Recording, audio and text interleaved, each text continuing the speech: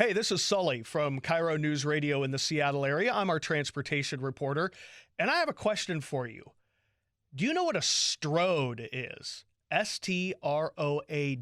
Seems like two words put together, and that's what it is. It's a street, and it's a road. It's a Stroad. Okay, so think about it. A street is like where you live. It's where you're going to, a destination. Your store is on a street, so you drive there. You may take a road to get there because a road is from point A to point B. A street then takes you to that destination. Combine them together, you have a street road, a Stroad, that is not only between A and B, but it's also a place you might want to stop and grab lunch.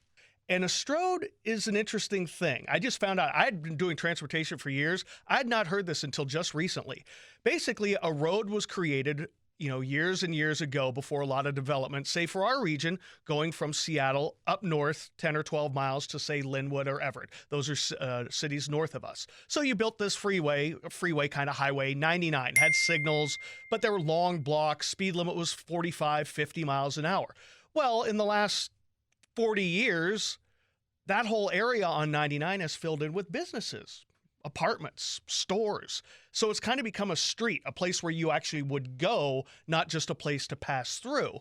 But yet the speed limit is the same. The blocks are still as long.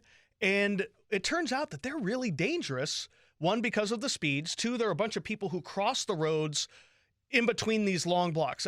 99 in Seattle, Aurora Avenue is a perfect example of this. I have one up in my neighborhood, a little north of Seattle, where we had a buffalo farm when they built the road that went through that connected I-5 to the rural area Highway 9. Well, now that's full of high schools, middle schools. My son went to a high school right in the middle of what used to be the buffalo farm.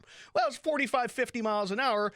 Well, does that make sense now? We have an apartment complex that has like 500 to 800 people. There's a Safeway across the street.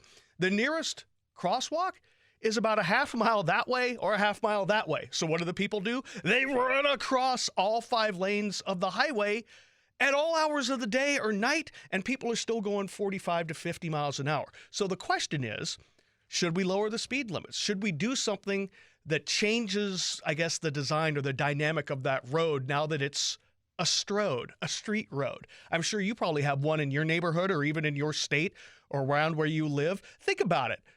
Should we lower the speed limit? Should we add calming devices?